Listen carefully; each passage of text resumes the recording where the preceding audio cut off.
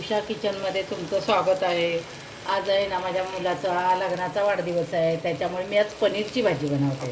माझ्या नातवाला बोलली मी की आपण पनीरची भाजी बाहेरून मागूया, तर नाही आई तू घरीच बनव, म्हणजे मी ही पनीरची भाजी बनवते। त्याच्यासाठी हा पहिल्यांदा कांदा भाजतो बरोबर। आता ह्याच्यातच आपण टोमॅटो टाकायची, आम्ही मसाला बनवतो। टोमॅटो कांदा आणि टोमॅटोची ग्रेव्ही करायची छानपैकी, अशी जास्त पण नाही करायची, पण छानपैकी तेलामध्ये फ्राय करून घ्यायची अशी, आणि त्याची ग्रेव्ही करायची। मी पनीर कापलं आहे आणि आता ह्याच्यामध्ये आहे ना 3 चमचे दही टाकले, स्टील स्पून नाही हा, आपण जो भाजीचा चमचा आहे ना ते 3 चमचे दही। हा माझा 300 ग्रॅम पनीर आहे। आणि 2 चमचे बेसन, लाल मसाला, गरम मसाला, ह्या प्रकारे मी भाजी बनवते बघा। आणि असं ह्याला कोटिंग करून ठेवलं आहे। कोटिंग करून कमीत कमी 15 ते 20 मिनटं ठेवायचं, नंतर बनवायची। 10 ते 15 मिनटं असं कोटिंग करून दही, लाल मसाला, हळद, मीठ असं कोटिंग करून ठेवायचं। कोटिंग करून थोडं तेलामध्ये फ्राय करायचं, म्हणजे पनीरची भाजी ना खूप सुंदर होते आणि मुलांना फार खायला आवडते। पण तेल टाकूया हां। आणि दुसरं आपण म्हणजे हे कोटिंग करून घेतलेलं आहे, त्याच्यातलं पण तेल उरलेलं आहे, ते तेलसुद्धा आपण वापरायचं। आणि हे बघा, हे असं कोटिंग केलेलं म्हणजे जक्षला खूप आवडतं, मी फ्राय करून दिले। जक्ष कसं लागले तुला? मस्त, हॉटेल टाईप। हो ना, तसं तुम्ही पण तुमच्या मुलांना अशी भाजी बनवताना द्या आणि कमेंट करा। आता याच्यामध्ये आपण मी ही ग्रेव्ही बनवून ठेवली, ही ग्रेव्ही तुम्हाला दाखवली ना मगाची मसाला, ती ही ग्रेव्ही आहे। ही ग्रेव्ही आता आपण याच्यामध्ये टाकायची आहे तेल गरम झाल्यावर। एक तेजपत्ता टाका, एक लवंग, दालचिनी टाका,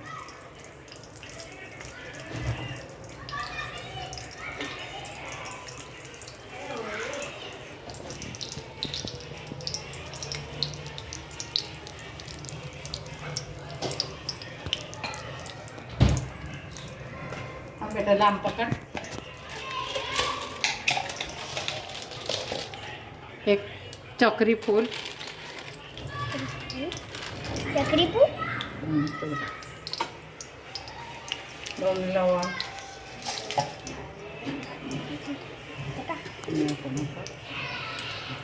कांदा,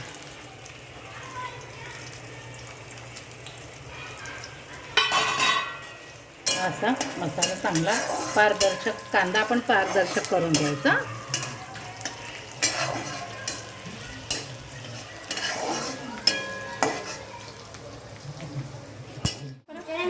बघा छानपैकी आपले आता मसाले परतून झाले। आता आपण जी ग्रेव्ही केली आहे ना ती टाकायची आहे याच्यात। तुम्हाला ग्रेव्ही मागाची दाखवली ना मी, ती सगळी ग्रेव्ही याच्यात टाकायची, आणि ती ग्रेव्ही पण इतकी छान शिजवून घ्यायची, मस्तपैकी परतून तेल सुटेपर्यंत शिजवायची। हे बघा मसाल्याचा सुगंध यायला लागला आणि छानपैकी तयार झाला आहे बघा, तेल सुटायला लागले। आता आपण ह्याच्यात ना भिजवलेले मसाले म्हणजे काय माहिती आहे तुम्हाला? 1 चमचा लाल मसाला, हळद, हा आपण ना पाण्यामध्ये भिजवला ना की खूप छान, म्हणजे अशी करपत नाही ग्रेव्ही आपली, म्हणून मी हे पाण्यात भिजवून ठेवलं होतं। हे बघा, हे बघा, आता बघा याचं पाण्यात भिजवलं की काय मसाला आपला फुलून दिसतो आणि ग्रेव्हीला कलर छान येतो। तरी मी काश्मीरी मिरची नाही वापरली या, माझ्याकडे काश्मीरी मिरची आहेच नाही म्हणून नाही मी वापरली, पण तुम्हाला कलरसाठी पाहिजे तर तुम्ही घालू शकता। बघा याची ग्रेव्ही किती छान झाली बरोबर। आता याच्यात आपण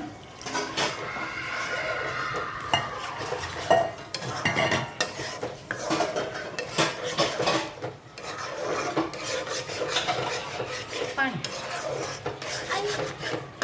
ही ग्रेव्ही आता ग्रेव्हीत आपल्याला किती पाणी पाहिजे तेवढं टाकायचं।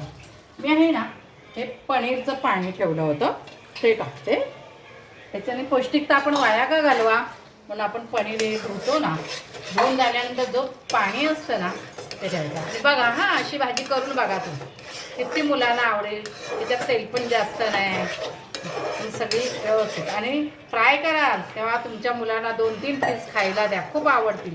म्हणजे जक्सला खूप आवडतात. बघा ही अशी ग्रेव्ही झाली.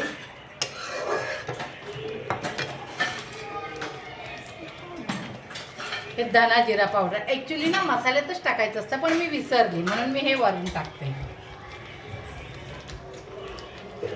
जेव्हा आपण मसाला 2 चमचे धना जिरं येतं ना त्याची पावडर टाकायची. मी विसरली टाकायला मगाशी, जेव्हा पाण्यामध्ये मसाला ठेवला होता ना तेव्हा. आणि आता आपण काय टाकायचं आहे, पनीर. मेन मुद्द्यावर आलो आपण. आता आपल्याला त्याच्यात पनीर टाकायचं.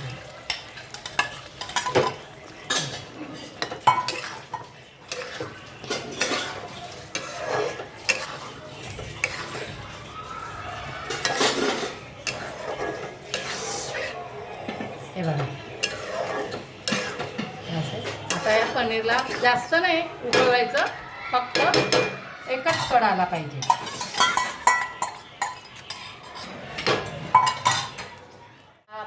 कोटिंग केलं तेव्हा मीठ टाकलं होतं, टॉमॅटो शिजायला मीठ टाकलेलं. म्हणजे आता आपण चवीपुरतंच मीठ टाकायचं आहे. आणि पाहिजे तर थोडं चाकून बघू शकता तुम्ही. आणि जशी तुमची ग्रेव्ही असेल तसं थोडंसं मीठ टाकायचं, कारण आधी आपण वापरलेलं आहे ना मीठ, म्हणून. हे बघा